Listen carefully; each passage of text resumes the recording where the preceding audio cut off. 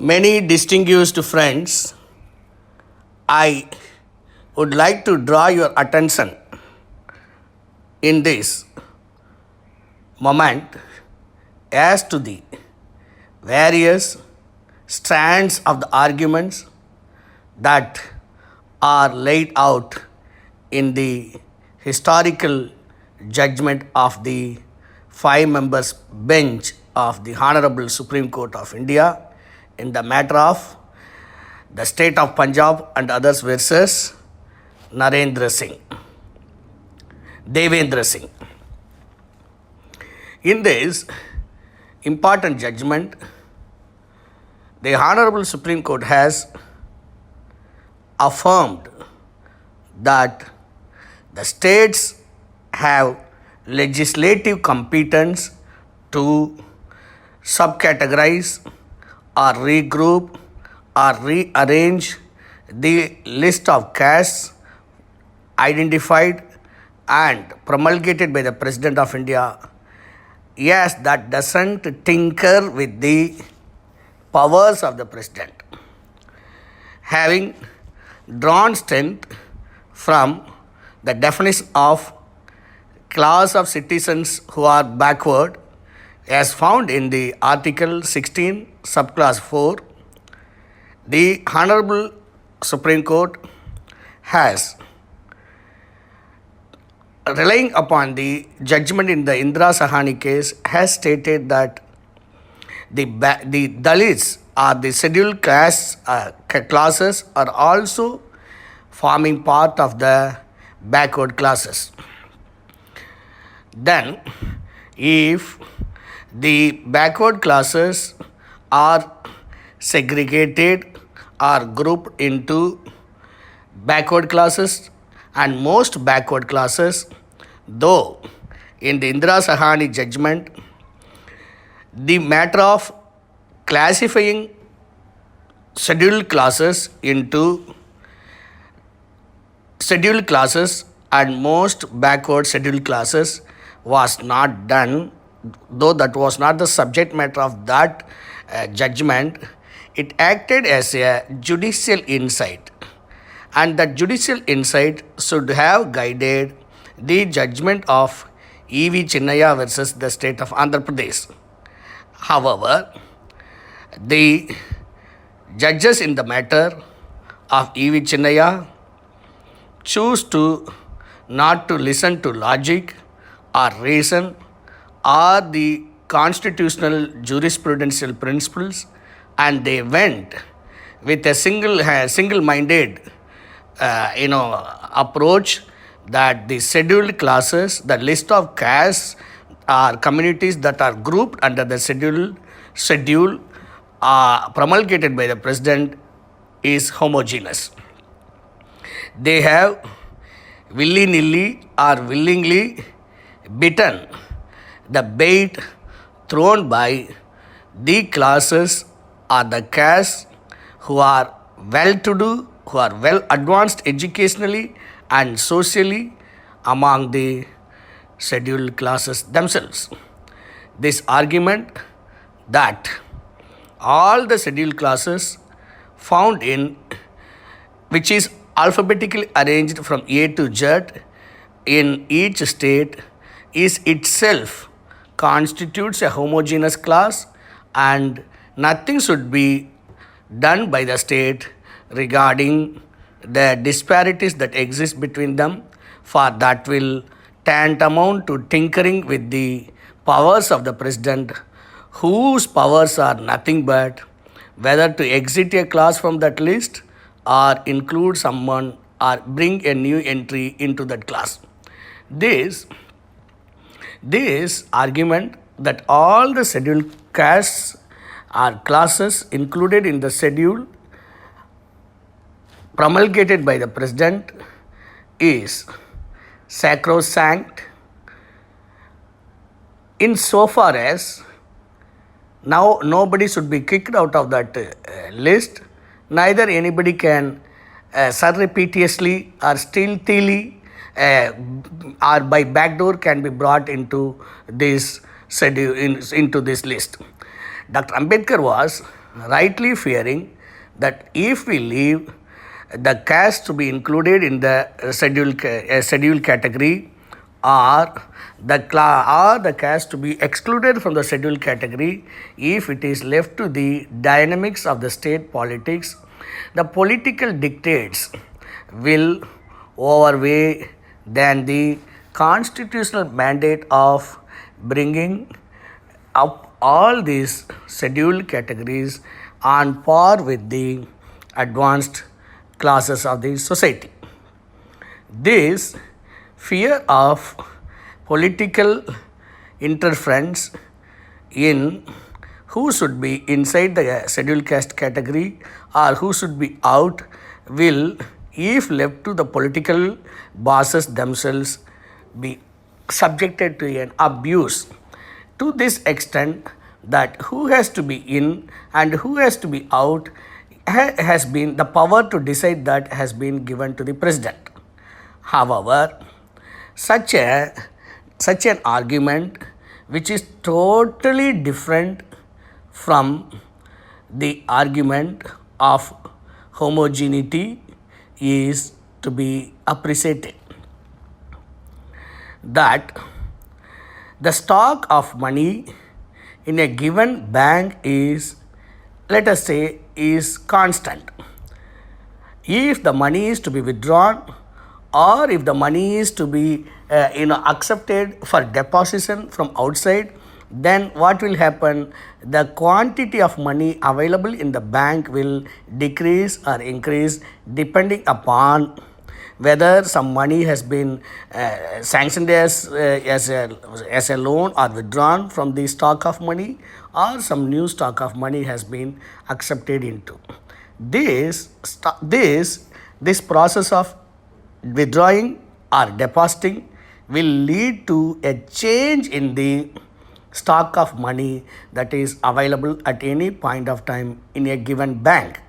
So, inclusion or exclusion of a scheduled caste, by extending this analogy, we can understand that the power of keeping the list constant or modifying to the extent of allowing some classes to enter into this list, or in the opinion of the president, if some class or a part or group of that race or class or community or caste is sufficiently represented or sufficiently has made a progress and is capable of playing its role in this national life, then such a class need not be detained or kept in the scheduled list itself, and it can be taken out.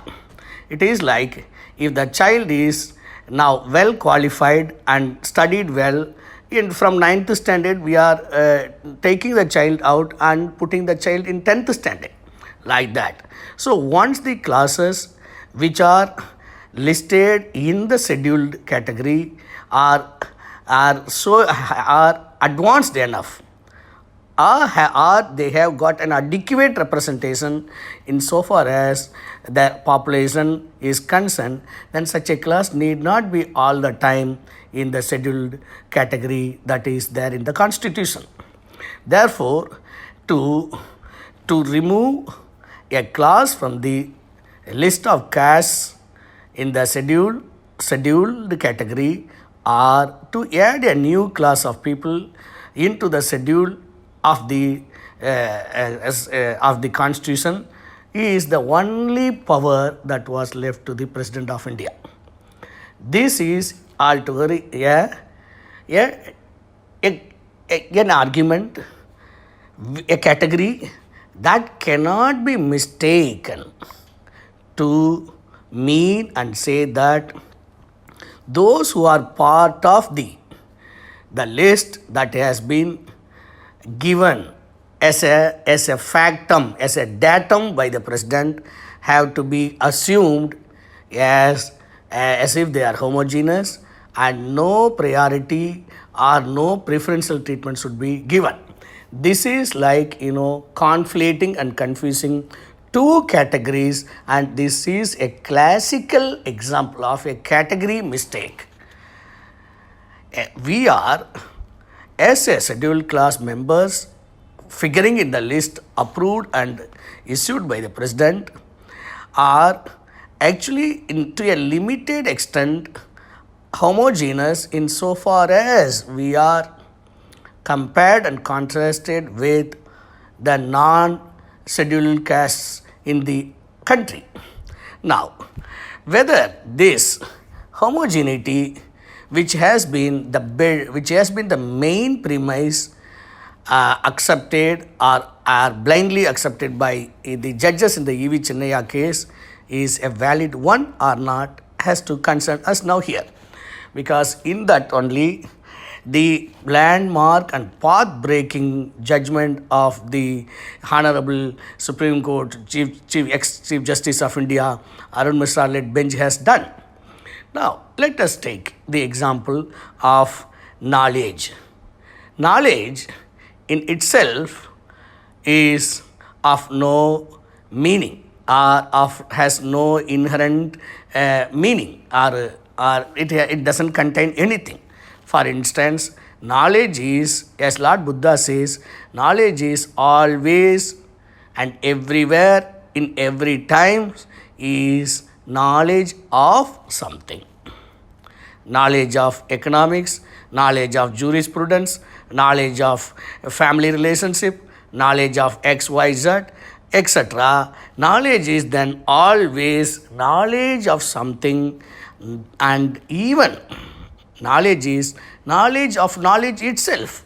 For instance, knowledge of knowledge can be like whether the various theories relating to the production of knowledge, the capacity of mind to come up with an inference, a thesis, a hypothesis, etc. How does it take place? What are the various means that can be used for testifying or verifying the validity of knowledge, etc. The subject matter of how knowledge is produced, what is knowledge, all that itself is also, the knowledge of this knowledge itself is also a knowledge of knowledge. Thus, knowledge per se, knowledge in itself, knowledge as a category in itself, in the pure form, devoid of a predicate or a subject, it never exists.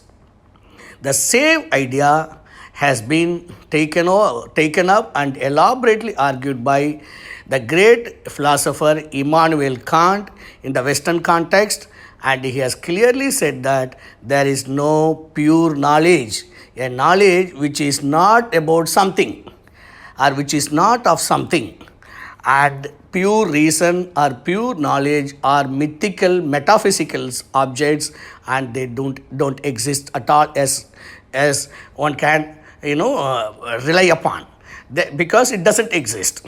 So knowledge then has to be always knowledge of something. If this is taken as the basis, then a homogeneous class can be created by comparing it with some other class which is considered to be, which in the opinion of the state can be either in reality or deemed that it is different from the class that one is interested to classify as homogeneous. Then homogeneity per se is not a relevant category. It doesn't come to exist as a homogeneous class in the absence of a class against which this has to be declared as a homogeneous one.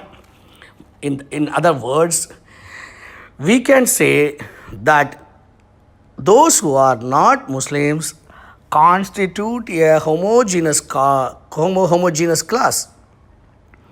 Yes, insofar as we are compared and contrasted, and with reference to the non-Muslim, where Muslims alone we can be classified as non-Muslims, and against Muslims, the all other category of people can be declared as a homogeneous class. Please note here these classes, be it Parsis, be it Christians, be it Buddhist, be it Jains, be it Jews, be it any class of people, Hindu, so-called Hindus, all of them themselves, they are not having any commonality among them except for the fact that they are not Muslims. Therefore, they are a homogeneous class only in relation to or in comparison to or with reference to the Muslims.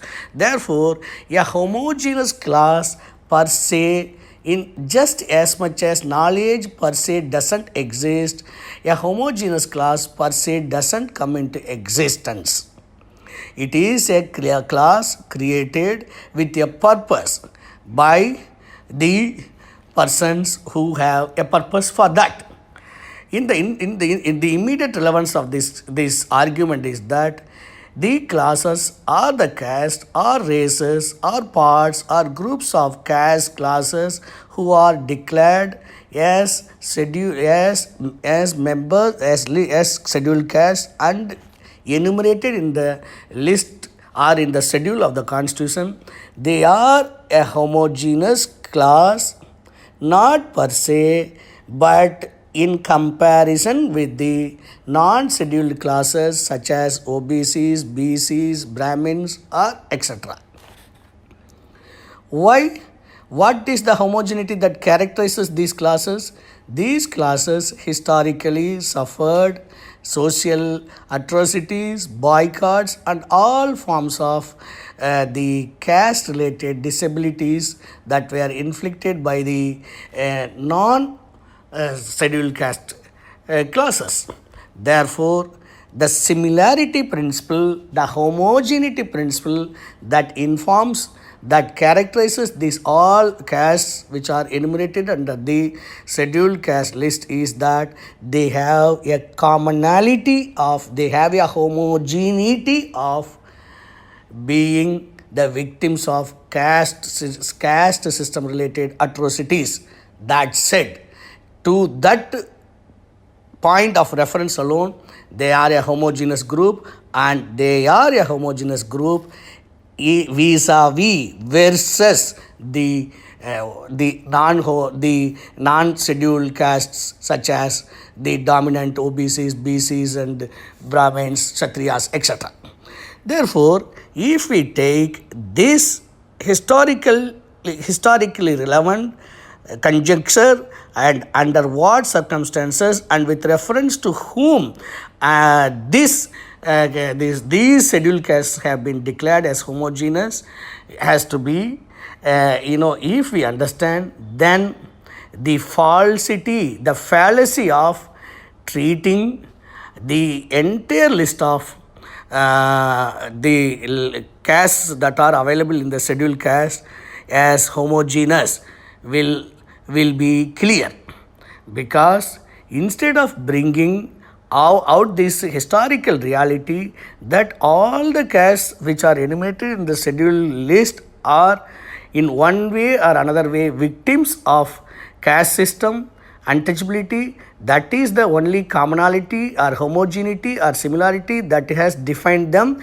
as a separate class, separate and distinct class, apart from versus the touchable Hindus and dominant classes, castes.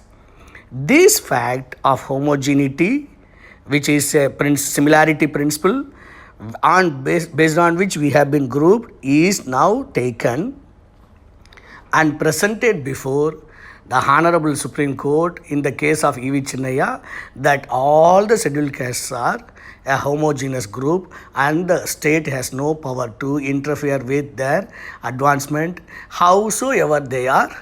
Even they don't even acknowledge that all the castes which found themselves figuring in the list are distinct in cultural and consanguine and endogamous units, and they don't have any kind of social intercourse. What Dr. Ambedkar has been keeping on telling, the endosmosis of these classes doesn't exist. They are islands within the same called scheduled caste list, but without acknowledging or projecting these differences among these various classes of scheduled communities, the argument was put forth that we are a homogeneous class and therefore the benefits of reservation should not be partitioned, should not be apportioned, should not be shared, should not be earmarked among the various castes that constitute the scheduled list is a very what I can say, a fascist and a kind of fallacious constitutional fraud, constitutionally fraudulent argument.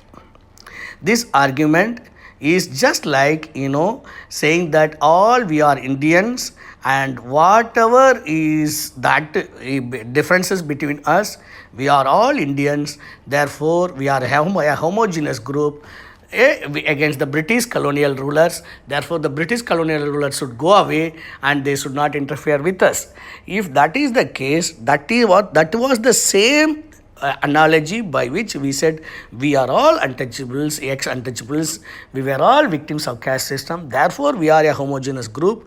And whatever benefits of reservation to be given to us, they should not be usurped or taken away by the non-scheduled caste, that is touchable Hindus, is the safeguard that we have got in the form of this scheduled caste. This is an external safeguard from the encroachment from the touchable Hindus. If that is the origin, if that is the reason they thought for safeguarding the interest, the reservation benefits should not be usurped by the touchable Hindus, which are marked for the scheduled classes, then the same principle, as rightly in the judgment, the honorable judges led by Sri Arun Mishra have rightly said, even the scheduled caste itself came out for the purpose of originally to be uplifted from the backwardness that was imposed on them. If that logic is valid and constitutional, the same principle should travel to inform the entire list of scheduled castes that are available within that group. The group which is homogeneous vis-a-vis the touchable communities. Then we have to go for what is called the difference principle.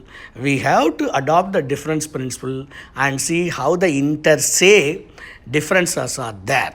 In as much as we are declared as underdeveloped countries or developing countries by the developed countries, India and Indonesia, China and Sri Lanka, they all constitute a homogeneous category called developing countries vis-a-vis the developed countries. That doesn't mean that the developing countries are themselves separate, legal and sovereign entities. Similarly, the same argument has to be extended that the Malas, Madhigas, the Malas, the Arundadiyas, the Pallas, the Parayas, the Balmikis, the Majabi Sikhs and the Chamas, etc. They are all Matangs, Mahars, Madhigas, Holiyas. All these categories which are figuring in the list of in the scheduled caste list are distinct cultural communities and they don't have any endosmosis, neither do have any communication. Dr. Ambedkar says to be constituting as a society, one should have what is called the longing to belong. Whereas in this case, and also he says that longing not to belong to the others. One has to have a positive feeling to belong to oneself, a particular group, and also one should have, one should also long not to belong to somebody else. If that is the basis, then we can see that a Madhiga longs to belong to the Madhika community and longs not to belong to the Mala community, vice versa. Therefore, the differential principle or the principle of difference, that inter se backwardness, how does it exist between these different cultural, endogamous and isolated communities has to be seen, and to bring them up, to provide them a level playing field. What was done for the entire class as vis-a-vis the with touchable Hindus, so also we have to use the same reservation principle to be operating to bring about all these depressed among the depressed, the weakest among the weakest, the poorest among the poorest of the scheduled caste to come on par with the developed and advanced, conscious, articulative and self-aggrandizing classes within the scheduled caste itself. Then alone the principle of justice has percolated down. It has prevented the usurpation of power by virtue of any argument that has been so far advanced by these dominant Dalit groups, scheduled caste groups within the entire list of list of communities figuring in the scheduled list. Therefore, my dear friends, the homogeneity argument which is being projected has to be is in itself. It is not a thing in itself, as Hegel would say. It is not a thing in itself. It is a thing for itself. It is for itself means it is for a homogeneous group against a group which is against its interest. If that is the principle, if we understand, then the principle of difference that characterizes our internal differences, our stages of underdevelopment, different degrees of our underdevelopment, backwardness will be clear, and we will be able to break the veil of unity, veil of homogeneity that has been so successfully, falsely caused by the undue beneficiaries among the predatory class among the scheduled classes themselves. These predatory classes in Tamil Nadu are Parayas and Pallas against the Arundadiyas, who are also called Madhigas and Sakyas. These predatory classes are in Andhra Pradesh, the Malas against the Madhigas and the Rellis. These predatory classes in Karnataka are the Holayas against the Madhigas. The predatory class in Maharashtra is the Mahars versus the Matangs. And the predatory class in Odisha and West Bengal are the Namasudras against the Ravidasyas. And the predatory class in the case of UP, Bihar, Punjab is the Chamars versus the Majabihi Sikhs and the Balmihis, like that. This predatory class is the most articulate class.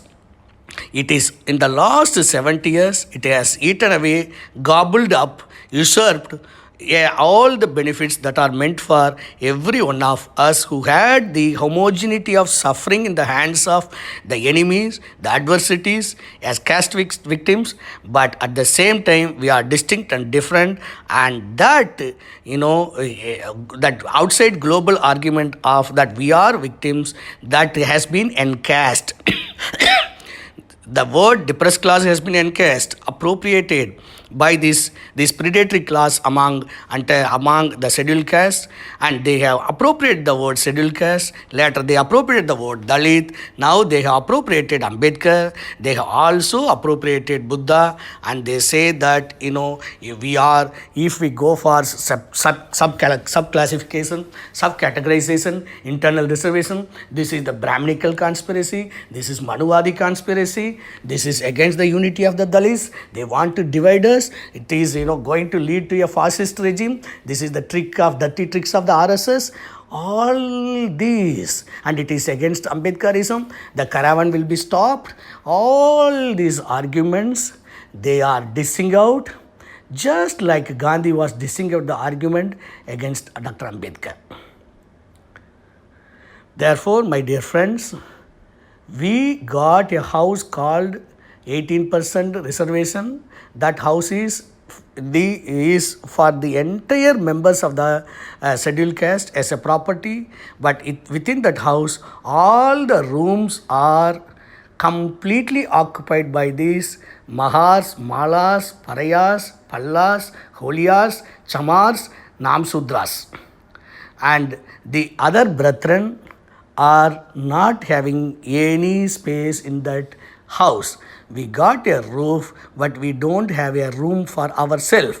Therefore, asking for our own rooms within that one house, which has many rooms, 18 rooms it has. We are, whatever is our number, whatever our proportion in the population among the scheduled classes, we should get our own space within this house. That is what we are asking for. This is what Dr. Ambedkar was telling before in the round table conference. To have an internal reservation is nothing but like to have one's own room, one's own kapda, one's own dress, so that we can also we can also come out of the rut of backwardness, all kind of victimhood, and be a contributing citizen to the country's progress, national progress. My dear friends, I have taken much of your time to distinguish that how homogeneity per se is not a valid category, and homogeneity cannot make any sense in the absence of against whom we are declared homogeneous. And if we take that we are homogeneous in so far as the touchable Hindus are concerned, as we are the victims of that system of caste dominance. Otherwise, we are not a homogeneous group, in as much as developing countries which comprises India, Pakistan, all are not, they are homogeneous to the extent when compared to the developed countries, but themselves they are diverse and different and distinct and different sovereignties. So is the case among the different scheduled castes. We are all distinct castes. Matangs are different from Mahas, Madigas are different from Malas, Arundarias or Sakyas are different from the Parayas and Pallas, and Majabi Sikhs and Balmiks are different from Chamas. There is no endogamy, there is no commensalism. Therefore, we are an independent and different classes, and the benefit of reservation has to be given to all of us equally. It is not the case that we are saying that oust this, kick them out of this list. We are not saying that. We are saying whatever is the basket of fruits, as elegantly put by the Honorable Supreme Court in this judgment, in the present state of Punjab versus Devendra Singh judgment, the basket of fruits should be equally distributed, and we are asking for that. These people are not ready. This is like a Duryodhana, the Kauravas, not willing to share any of the properties with the Pandavas. Same history is repeating same. Dr. Ambedkar says that when the question of money comes, patriotism vanishes. The Mahas, the Malas, the Chamas, the Namasudras, the Parayas, the Holias, the Pallas, they have no Ambedkarism when it comes to distribution of reservation. And all these 70 years, they have not even given a penny to any of these our depressed and victimized classes.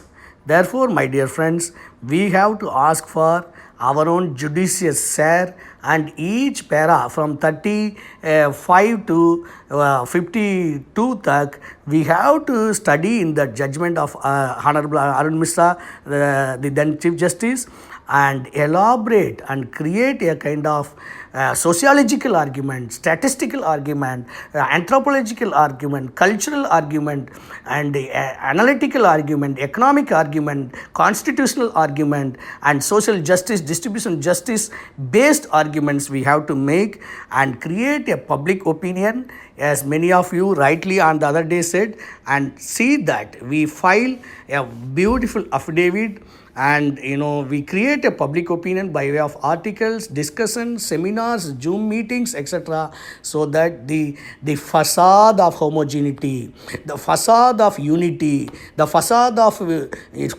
uniformity, the facade of that we are one class and constant class, a monolithic class, an unchanging static class, this fallacy has to be broken. This veil of selfishness, this predatory class logic has to be destroyed, and we have to get our reservation in the more important and organic way. I will also, my dear brothers, take up some of the arguments in the coming classes, in the coming lectures, in the coming discussions, just to Not that I know something that I wanted to share with you. No, I wanted, you are all knowledgeable just as much as all the words are existing in the dictionary. I am just taking the words from the dictionary and putting before you, so that your memories are rekindled and it is organized towards making up an argument in favor of our securing of liberty and equality and fraternity. So unless otherwise we get our own share of resources from these already earmarked seeds, then where will we go?